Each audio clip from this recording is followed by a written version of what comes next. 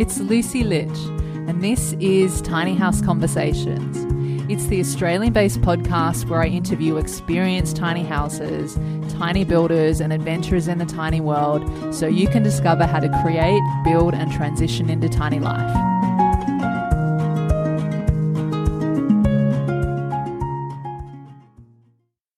Before we get into the show, I want to know something. Are you a tiny houser, and would you like to share your tiny house story and experiences on the podcast? Or are you a business that has a product or service that aligns with the tiny house movement and would be beneficial for the tiny house community that you'd also like to share on the podcast? If so, I'd love to hear from you, and you can head over to tinyhouseconversations.com, and on there you'll see a section that says share your story. If you fill out your details there, I'll get back to you very soon. Now, here's the intro. Hey, it's Lucy with another episode of Tiny House Conversations. Today I'm speaking with Brenda Kelly, who lives in Taupo, New Zealand, and has plenty of experience living in different size shipping containers. Brenda is passionate about design and space optimization and has built a reputation for being an expert in container-based design and construction, and was encouraged to pursue things further many years ago, which led her to becoming the founder of IQ Container Homes. And in this conversation, we talk about Brenda's journey of living in different shipping container homes, the benefits of container homes versus traditional tiny home builds, the consent and council regulations for container homes. We also talked all about IQ Container Homes and what services Brenda and her team offer, what to consider and ask about when finding a business in your area that can custom build a container home for you, and plenty more. This was a fun conversation, and you'll really feel Brenda's passion come through. So, on to the show with Brenda. Hi, Brenda. Welcome to Tiny House Conversations, and thank you so much for being here today with me. Thank you for having me. It's absolutely my pleasure. So, Brenda, you've had plenty of experience with small space living, having lived in various shipping containers over the years, and what I'd love to do today in the conversation is talk a bit about your own experiences of living in shipping containers, and then I'd love to hear more about your business, IQ Container Homes. How does that sound for you? Absolutely. Sounds great. Perfect. All right. So are you able to start by sharing with us, how you became interested in tiny homes, shipping containers, small space living, and what were some of your main reasons for transitioning into this way of living? Absolutely. So right from early childhood, I think I've always been inspired by tiny home living, minimalistic design, making the most of a small space. And so that passion, right from my teenage years, I'd be drawing little diagrams of how I could rearrange furniture in a room to live in a room instead of a house and things like that. And so when I sort of got to the age where I was looking for my own home, it was just a natural progression really to look on the smaller side of things, if you like, and especially when it came to affordability. Obviously, if I could build a smaller home, well, the cost per square metre obviously is higher, the overall cost is a lot less, so it would help me sort of get on the housing market that much sooner than if I was to save for a larger house. So what I did is I went out there looking for land when I had a bit of money behind me, and I found that a lot of the steep sections were a lot more affordable, obviously, because most people look at them and think, I can't put a house on that and move on. But when it comes to a small home, and in particular a container home, you need minimal pile foundations, don't need a flat building platform. So it was the logical way to go, really. And then when I started researching containers more and more, just the advantages of them over traditional construction in terms of their structural integrity, longevity and the likes, I just got really sold on them from the outset. And no looking back from there. Oh, that sounds great. And actually, I was going to ask you, so you started talking a little bit about the shipping containers and the benefits and things like that. Do you want to go a little bit more into that? The decisions around, versus a more traditional kind of tiny home build, some of the other things that maybe made you direct your attention more towards the shipping containers? Absolutely, yeah. So the main one I mentioned already is your structural integrity. I mean, these things are designed to survive a life at sea in a very harsh environment. So straight away, you're looking at something that's going to stand the test of time, because they're also designed to take a lot of weight. They already have your structural integrity in the base. So certainly when it comes to, like I said, the site I was looking at, we only needed 4 piles, 1 for each corner, whereas with traditional construction, you would have needed a lot more. The Corten steel as well, it's a form of weathering steel. So it's the same thing they use to make bridges, and once it's treated, it's pretty much can last forever if you maintain it. Even when it does sort of corrode, it almost protects itself. So it's not like normal steel. It's a very good product that will stand the test of time. And it's also recyclable at the end of its life. So from a green perspective as well, you're not just going to be sending it to landfill at the end of its life. So that's the main one, but there are lots of other ones as well. Earthquake, fire and hurricane resistant compared to traditional construction. Incredibly strong and durable. So they're not really suitable to build tiny house on wheels, for example, because they are heavy. But that's certainly an advantage when it comes to poor weather and things like that. You know, they're not going anywhere if you secure them to the ground. You can put as much weight in them as you want without having to think twice, whereas often tiny homes on wheels and things, you're restricted weight-wise. And then they're designed to be permanent homes, so we get council approval for them. Part of that process involves us proving that they have a minimum 50-year durability, and you've got the assurance that, you know, council have signed off on the way we do things, and that it is a quality product that meets building code. And you can also join them, so you're not restricted in size either, and you can do that either at the time you're building or even at a later date. So some clients, for example, when they're just starting out, they'll start with a single container or maybe a 2-bedroom where 2 containers are joined. And then when finances allow and needs arise, they have a couple of kids or whatever, they can add another wing on, another container at a later date. So they're very versatile in that sense as well. So, yeah. Yeah, great. And what about the transportation or the getting of them into place on the land? Yeah, so we transport them separately, and there's no shortage of container trucks and hires out there.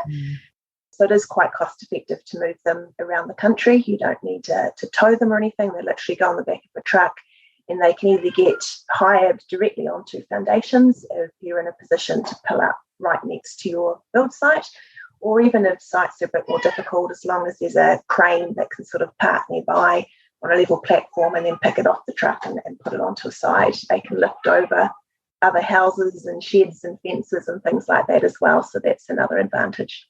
Ah, amazing. And what size and dimensions is the shipping container that you're currently living in? So the one I'm currently living in is made of 3 20-foot high cube containers, and I've joined them in parallel. So all up, it's roughly 45 square metres.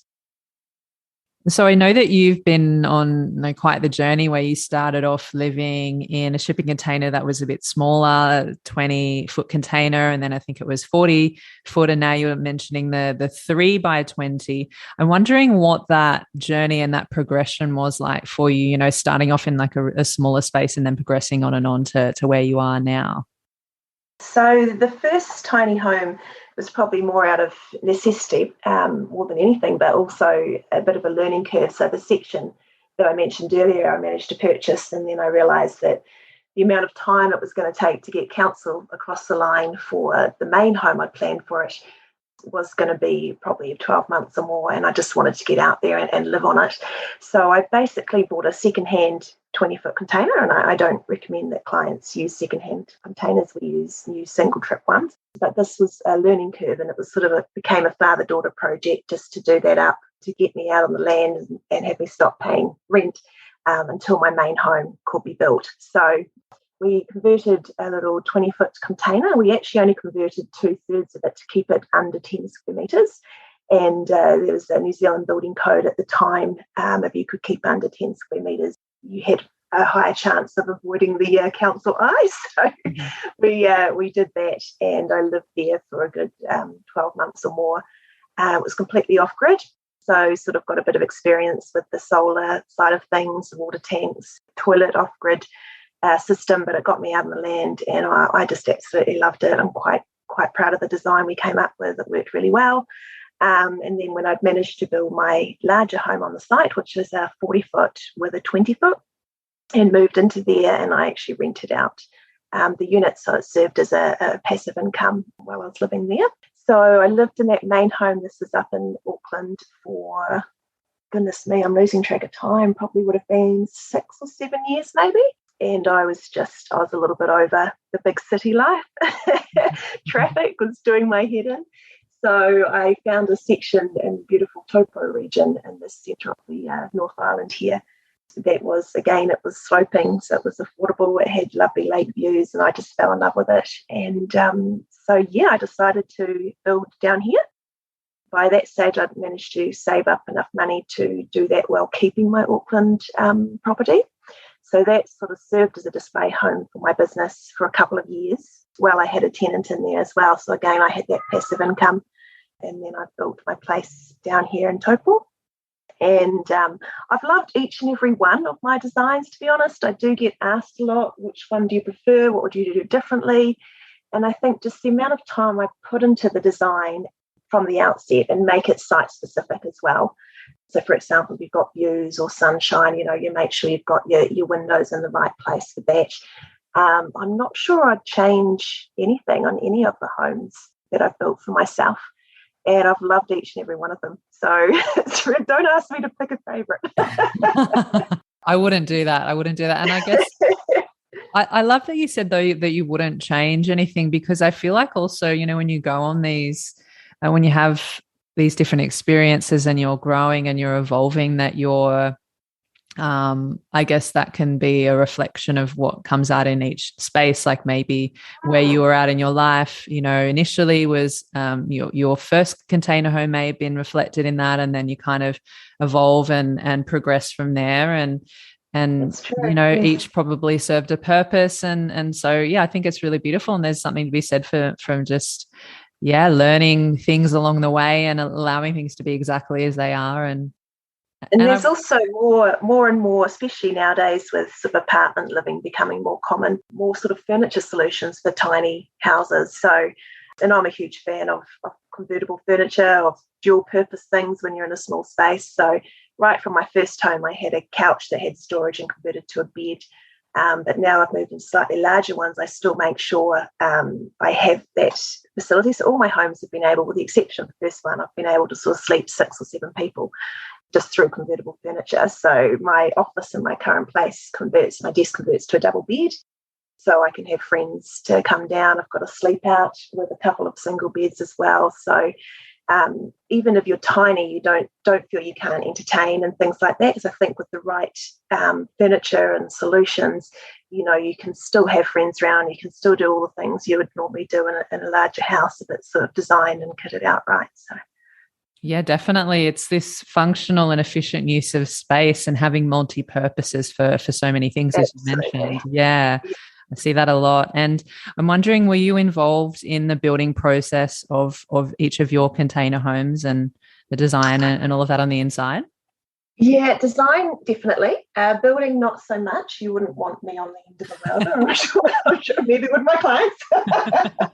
So the first one, which I mentioned, was a father-daughter project. So we did a lot of that ourselves, and then the wiring, it was 12 volts, and legally we could do aspects. So I got a sort of understanding of the basics, but certainly when it comes to our builds nowadays and the ones I'm living on, I hire qualified builders who know what they're doing to make sure that it's all legal and so on and so forth. So my speciality lies in the design, really, and also the council consenting side of things, which is a mammoth hurdle, if you like. I think it's probably why there's not more people doing it.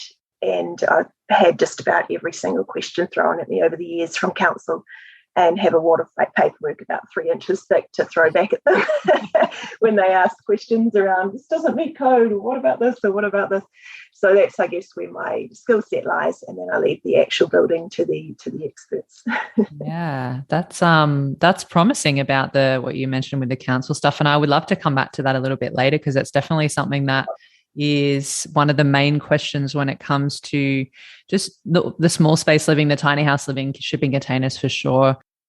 I'm wondering, so you were talking about like designers, one of your specialties, and I'm wondering for your current container home that you're in now, What were some of the features and functions that you felt like, okay, this is what I really value and this is what I want to have in my own home? I think for me, and again, well, I've said I wouldn't change anything. I think the progression of living in my homes as I go, and also as I've, age, and one, for example, is the size of your master bedroom. So my first few containers, when you're a single container wide, your bed almost has to be against a wall. You can't sort of walk around both sides of your bed. So with my current home, what I wanted to do for the master bedroom and also the living room was make them that much wider so that you can walk around your bed and that you can entertain and not feel too cramped. So when we've joined 3 20s together, we've basically taken the walls out of 2 of them and put a wall sort of in the middle, if you can envisage that. So the master bedroom and the living room are both sort of 1.5 containers deep. And that's just given the extra space to feel a lot more comfortable, both entertaining and even just, walking around your bed, making your bed versus a single width container. So I think that space was a big one compared to my other designs. The site where I'm at the moment has got beautiful views of the lake. So I wanted to make sure that there was an outdoor living space that made the most of that the windows made the most of it. I made the windows slightly lower, for example, so when you're sitting or when you're in bed, you can make the most of that view. So there's things like that incorporated into the design to make the most of the site. And then obviously our fit out right from the outset, I've aimed for a sort of higher end eco fit out. So superior insulation levels are standard in all our homes. Our building code here in New Zealand in particular, it's come a long way, but it's still not the best. And also being a colder climate here in Taupo, insulation is something you do not want to skimp on. So we went for the thermally broken windows. I went for the our standard superior insulation levels and the like. So it's nice and comfortable year round, which is obviously very important when it's your home and you want to keep the power bills low and things. So spend a little bit more up front and you're going to get a nice, warm, healthy house. Yeah, absolutely. And I've seen footage of your home and what you've created there, and it looks like heaven. It looks really lovely. Yeah. Stunning views as well. I'm just curious. I would love to know what's one thing that you didn't know before, but you learnt about, once you moved into living in small spaces, living in shipping containers. There are spiders. Much in the containers, but I'm a bit of arachnophobic, and unfortunately, it does accumulate a few spiders. Didn't realise that at the time, but then I did locate them in the bush. Oh, right. Other than that, I don't know. I think I've done a lot of research, so I sort of knew what I was getting myself in for. So there weren't really any surprises. I think just how comfortable and warm it was, how low the power bill is when you have a small home and it's insulated and you hardly need to turn the heat pump on. And making sure that outdoor living area, all our homes are designed to have a nice outdoor living space so you don't feel too cramped even though you're in a small home. And that certainly helped. I spend a lot of time outside in summer in particular. And Is there anything that is particularly challenging about living in a smaller space for you, or anything that you've had to kind of adapt to or adjust with? I think I'm quite sort of minimalist in nature anyway. And I always make sure I put, storage and utilise every nook and cranny in my designs. But no real challenges. I think council's a big challenge. Yeah. Obviously when it comes to getting consent. But aside from that, once you're built, no, other than neighbours admiring it and wanting to stop on the street and talk to you all the time. No, it's not really. Yeah, it sounds like you're living the dream. You're living your best life. I feel like it. Yeah. That's really inspiring. And since you mentioned again the council stuff, maybe we can dive into that a little bit more. So, you mentioned you're at the point where you're like armed with a whole stack of information and answers for whatever they they come at you with. So I'm wondering, what's the situation in general over in New Zealand with shipping containers? Because I know that in Australia for tiny homes, and I think it's the same or similar in parts of New Zealand as it is over here, tiny houses on wheels are classed as caravans, and then at a state level and then within the council level, there's different interpretations of the same state legislation depending on where you are. And then some councils are more friendly than others, and then there's all these grey areas. So I'm just wondering about that when it comes to shipping containers, if you can say a little bit more about that. Yeah, sure. So, straight away, they're not designed to go on wheels. I think I mentioned earlier they're too heavy. So they're designed to be attached to foundations, which immediately triggers the need for a council consent. Unless there is a rule in New Zealand, if it's less than 30 square metres and it doesn't have facilities, being potable water or so basically bathroom or kitchen, and you're using it in conjunction with a home on your site that has those facilities, then you don't need building consent. But basically, that's just a sleep out. So if you want anything more than a sleep out, you do need building consent. And that is quite a process, as I mentioned. So we need structural engineers to sort of design and sign off on all the cutouts, architects to prepare official drawings. And then you've got the processing of council. They want to see proof that it's got a minimum of 50-year life expectancy. So we rely on paint system, specialist insulation we use. They often push back on insulation. So we've got systems in place now and materials that we specify that basically council accept. It can vary even within councils, depending on whose desk for paperwork falls across, will depend on whether you can get through straight away or whether you're going to hit a few brick walls. So it is very up in the air. Unfortunately, it sounds like it's the same in Australia. But at the same time, it's worth it in the end, because you're getting a home that's been signed off by council as a legal dwelling that's allowed to be there, and it meets all your requirements for a stable, healthy home. So, and we deal with all that for clients. We don't expect clients to have to do that. So that's all part of the process that we specialise in. If they wish to, even if they don't wish to build with us, we also offer a package where we can just do the drawings and consenting for them, and then they can hire their own builders if they want to. So that's something that we specialise in. That's really great. And because I know that, council wants to know, if you're moving into a dwelling like that, are you going to be responsible on the land, and how you're going to deal with your waste and all of these types of things. And are you seeing, just from your own experience, has there ever been an issue with, people needing to move or anything, or has it always just been you've been able to kind of stand the ground?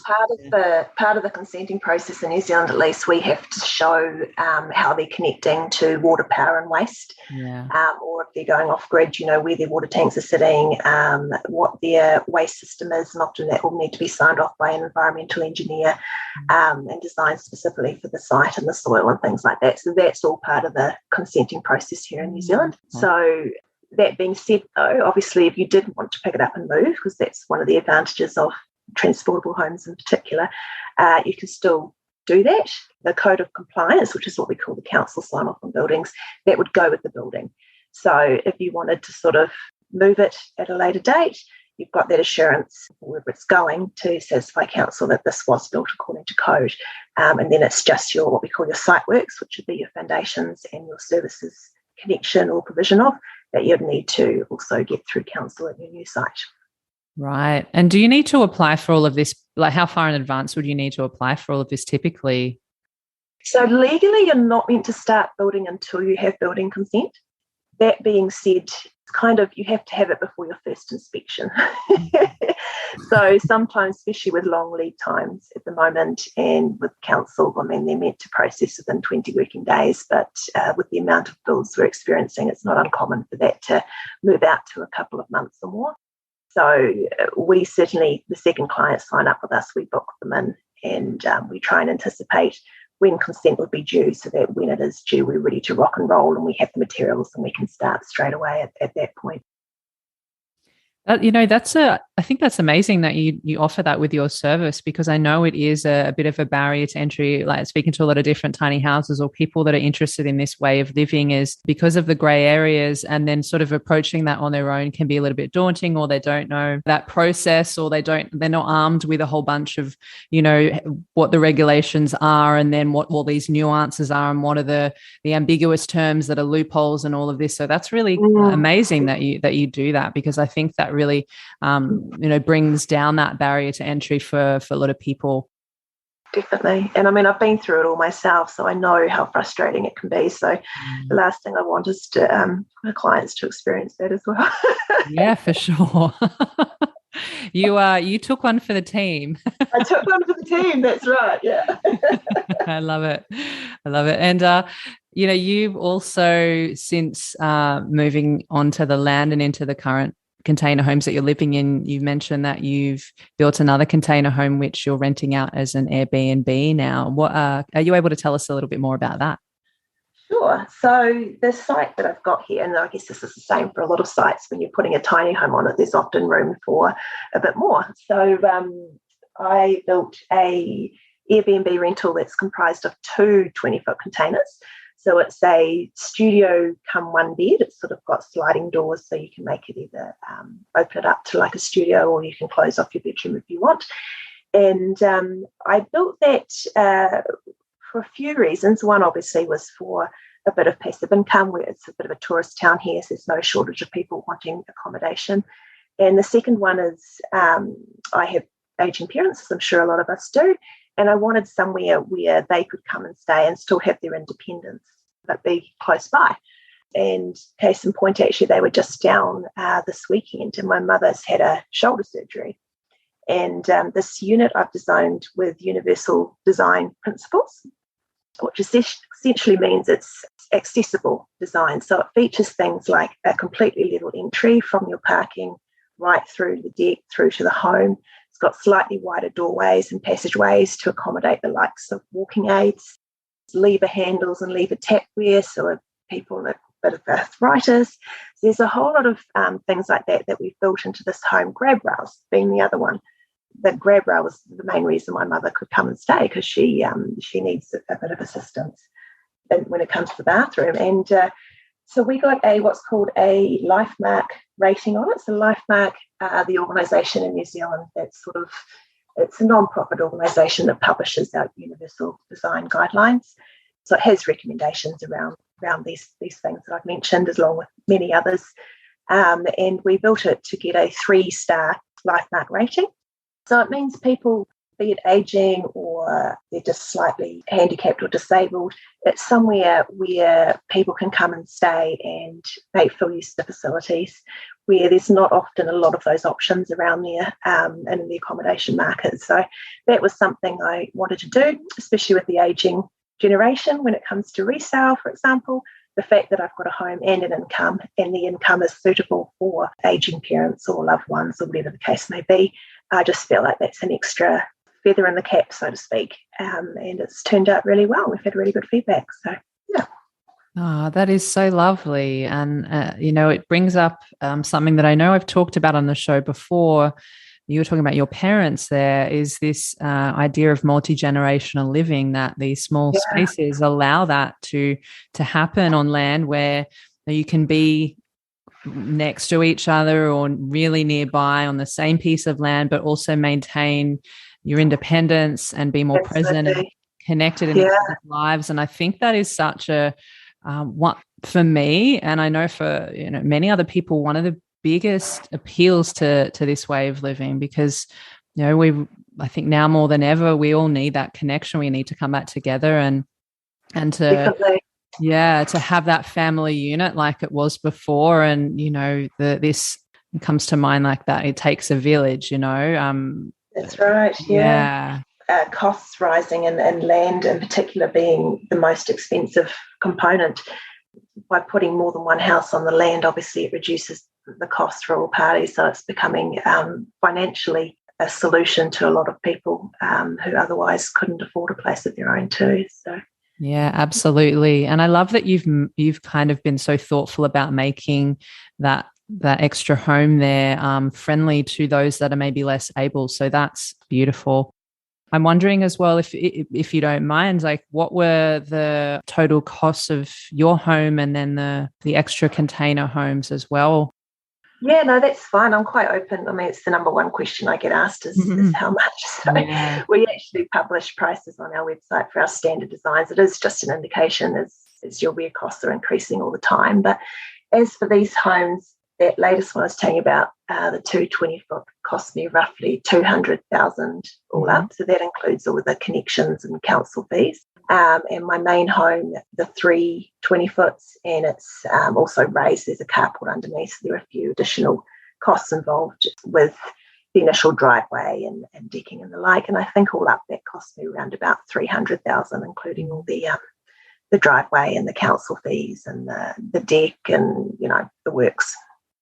Yeah. And I mean, you know, what you've created is so valuable and beautiful in multiple ways. So I think that's money well spent. And I heard recently, I think it was in one of the Living Big in a Tiny House videos, probably in the last few months, that Bryce was talking about in New Zealand, the cost of buying a home, just like a regular sized home, has gone up something like $350,000 in the last year alone in New Zealand. I can believe it. I think I know the Taupo region in particular, I follow the stats, and it's gone up 40% in the last 12 months. So, it is rocketing at an unsustainable rate. It's very, very scary, actually. First-time buyers almost don't stand a chance. It's one of the lucky ones to get in where I did, I think. But, it's certainly something on everyone's mind. Now, I'd love to switch gears a little bit here and get more into your business, IQ Container Homes. So you've touched on parts here and there throughout the conversation already, but you're able to tell us a little bit more about that container business and the solutions that you provide? Sure. So I think when I first did my first time, there was a lot of it took a lot of research and development, as you know, to get through council, and B, there was a lot of interest and a lot of other people out there that were interested in what I'm doing, and sort of I realised there was a bit of a market for it. So I started IQ Container Homes Limited. This was back in 2012, and I've sort of been providing a service for those who want their own container home, be it just the consenting side of things. I've got engineers and architects that we've trained up with the idiosyncrasies of container construction. So often we can do that side of things without, clients having to pay for a learning curve for someone who doesn't have that experience. And then also majority of clients want us to complete the full build project as well. So we can only do that in New Zealand at the moment. While containers can be exported, it does prove cost prohibitive.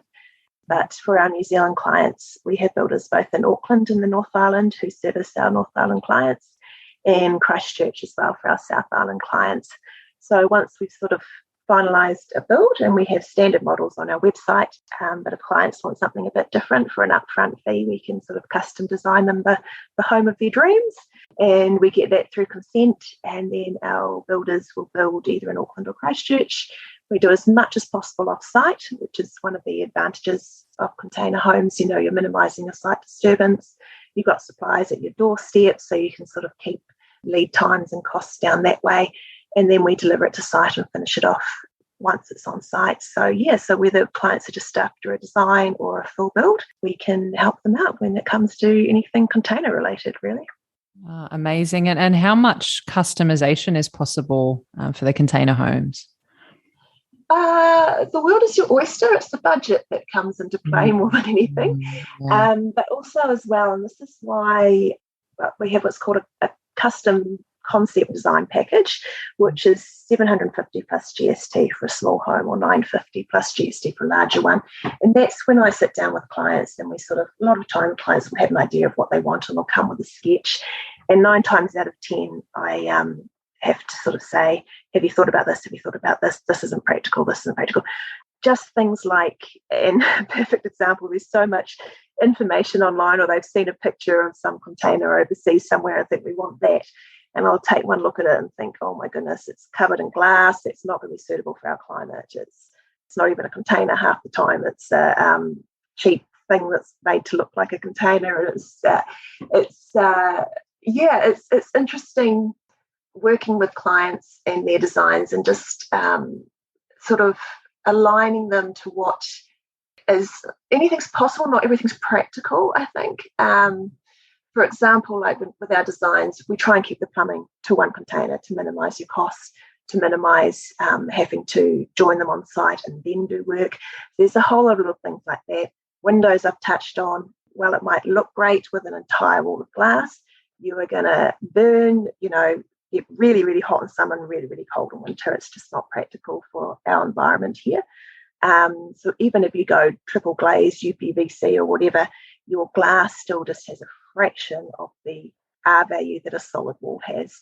And there's things like that clients, and I'm guilty as well. When I first, designed my home, I didn't think about these things. I think when you've been doing this for 10 years, you sort of know what works and what doesn't.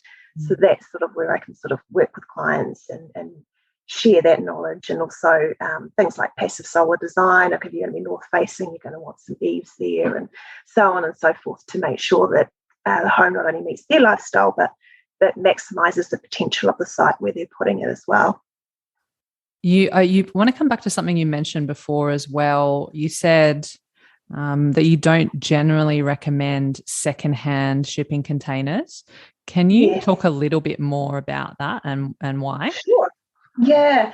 So initially I thought, let's use secondhand. It's a green option. They're cheaper. We're recycling. And it wasn't until I looked into it, and there's a couple of reasons why I've steered clear of there. The main one being council. Obviously, to prove the 50-year durability is very hard for a container that's already had several years at sea, where it might have a few dents and a few rust spots and things like that. You're going to struggle to convince council that is still got 50 years, minimum of 50 years left in it. I'm not saying it's impossible. Some people have done it, but from my experience, it's just one more hurdle that you want to try and avoid. The other reason is you've got no idea what it's transported across its life, what it's been treated with. So especially in New Zealand, they get fumigated all the time, and that's all going to sort of seep into the walls and the floor and things like that. So from a health perspective, you almost want to stay clear of them for that reason too. So, and then cost-wise, they're not huge difference. And they still have what's called single trips. They still make one trip to New Zealand with goods in them, and then we buy them and take them on from there. So you've got straighter walls, you've got a decent base coat paint, you're not having to deal with dents and rust. So aesthetically, they're a lot more pleasant. So yeah, we've just made the call to stick with the single trip ones. And like I said, they're recyclable at the end of their life. So there's still a green option. Well, not as green as being able to repurpose old ones. They do sort of have those health benefits, longevity benefits that you wouldn't get with your secondhand ones. Yeah, that's really good to know. A really good point, because even though on one hand it does, align with the recycling and all that kind of stuff, there's definitely got to think about the other side too. And I had questions about the health side of things as well. And I'm wondering as well, because you also mentioned there that there's not much cost difference between the secondhand and a new one. So if someone's working with you on your team for a shipping container, what are some of the price ranges? I know maybe it's a little bit different depending on what people end up having, the different features, but what's the typical price ranges that people can expect? From a build perspective, our cheapest unit, if you like, which is a 20-foot with a kitchen bathroom, is 75,000 plus GST, and that's fully kitted out. And then our largest models are roughly 3 40-foot containers, so that's about 90 square metres, and fitted out, let's say a 3 or 4 bedroom, 2-bathroom home, you're looking at about 290,000 plus GST. This is all New Zealand dollars. And that excludes your consents, delivery and site works, because they are obviously very site dependent. But I recommend clients budget at least an extra 50 to 100,000 for that side of things as well. So I've always said to clients, and that's one of the first questions I ask people, is what's your motivation for a container home? And if they come back and say low cost, I say, I'm sorry, you're better off looking at a transportable or a kit set or something. So they've got a lot of advantages, but low cost isn't one of them. That is a misconception in the market. They're definitely affordable, but they're not low cost. So I mean, I've mentioned already from a consenting perspective, you've got specialist engineers that need to sign off on your design. You need to put in additional reinforcing whenever you cut into the walls to keep that structural integrity. There's specialist insulation, which is a lot dearer than your standard bats or wool or anything like that, but it's the only product you want to use with containers because it's metal and you're going to get sweating and condensation forming without this closed cell polyurethane foam, which is the only product we recommend. So there's a few things like that add to the cost compared to traditional construction. But at the end of the day, like I said, you're getting a structurally sound home that's going to last a lifetime, and also with low running costs because of the fact that you've got superior insulation and things like that. So across the lifetime of the home, I think you're probably better off than a lot of traditional constructions. But if you're looking at a low upfront build cost, I'm the first to say, yeah, there's cheaper options out there. I'm wondering also, what other purposes are you seeing people use shipping containers for other than living in? Yes, we've had a few commercial clients. So we've done a container for Ben and Jerry's as a little pop-up ice cream parlour that they take around the country to events and the like. And we've also done an office for Turner's Car Yard, which was kind of a two-storied container showroom for their car yard, and the second story was literally just almost a billboard. They don't actually use it other than for advertising, but it stands out half a mile away, and then the base floor is their offices for their sales staff. So there's commercial uses like that in addition to homes that we've helped out with. Great. Do you ever see anyone use, because I know people sometimes use tiny homes for like an art studio or a meditation space or seeing clients, or do people typically do they do that with shipping containers as well? Yeah, I can't see why they wouldn't. I can't say we've had any clients that have done that. So we do have a sleep out model that is suitable for that sort of a thing, but a lot of the time we sell that with a main home. So especially clients that think, oh, I need a spare bed for the grandkids or whatever. I'm like, well, look, why don't you stick with your 2-bed or your 1-bed home and get a sleep out? And often that's a lot cheaper. And then the kids, you can put bunk beds in there. They've got their own space, something you can do at a later date because you don't need consent, which I mentioned earlier, if it's under a certain size. So we do sell some units in that scenario, but I've never had a client come just for the yoga studio or whatever. And I think some of it probably is that cost thing that I mentioned. Yeah. There are companies out there that can do sleep outs for a lot cheaper, and often you're just after something quite affordable when you're after something like that. So definitely we can do it. I just haven't had clients ask me that yet. Okay, good to know. And so I know that with your shipping containers that you said you're servicing New Zealand. So if someone is looking to buy or have a shipping container custom built for them and they're in another region or country, what are some important things that you feel like they would want to look out for or they want to ask about? I think the main thing is, a couple of things. One would be, does the company have experience getting through council compliance and the like? I'd be asking how long they've been in business. Unfortunately, there are a lot of companies, we see it here all the time, that just come and go. People come think, oh, I can do this cheap as chips, and they'll start building and then realise, hang on, this is costing more than I envisaged, and they'll go under and they'll leave a client penniless and with half a home, and it's very sad. Likewise, there are people that import from China, or people that think, oh, I can get a home from China or from Alibaba and I'll do it that way and save on costs. Buyer beware. I've heard clients ring me who've done that and they're like, help, I got a home from China, council aren't accepting it, it's leaking like a sieve, what do I do? And it's very hard to try and get back from that. So I'd look for a company that isn't necessarily the cheapest but has a proven track record, has good references from previous clients, has that experience getting through council. Those are the main things I'd look out for. If they tick those boxes and obviously you're happy with the quality, you've seen a show home or whatever and you've spoken to them, and then hopefully you can't go too wrong. We do offer, and we have sold some of our IP to clients in the past. For example, we might get an engineer or an architect who's been approached by someone that wants a container home and they don't know where to start. So we can work directly with them, or we can sort of sell them some of our IP that says, okay, this is the materials you want to use, this is the paper you're going to need to get through council.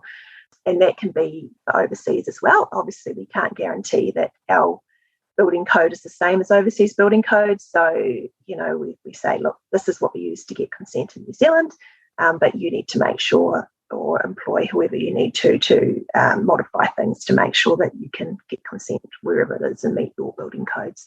So we often will sell our plans or our council consenting paperwork and the like to clients overseas, just under that disclaimer, if you like, that they're responsible for obtaining consent in their countries, because obviously that's not something that we specialise in or can help them with. Yeah, definitely. I mean, that's a great service too, and I guess it's important to do the due diligence as well before it's talking about if someone's looking for a company to work with to have a container built for them. And I know that you have a special offer for our listeners in terms of, I know you do some consulting and things like that. But before we get into that, I just want to know, is there anything that you feel like we haven't covered today that you feel like would be important for our listeners to hear about shipping containers or about small space living and the things we're talking about today? Ooh, good question. I think you've done a good job of covering most things. None that I can think of, no. Okay. Well, do you want to let everyone know, the special offer that you have and what it's like to do consulting with you as well for shipping containers and small space design? Sure. So I consult via Zoom or phone or email or however clients wish to do so. But normally that's at $80 an hour. But for your clients, I'm happy to reduce that to $50 an hour.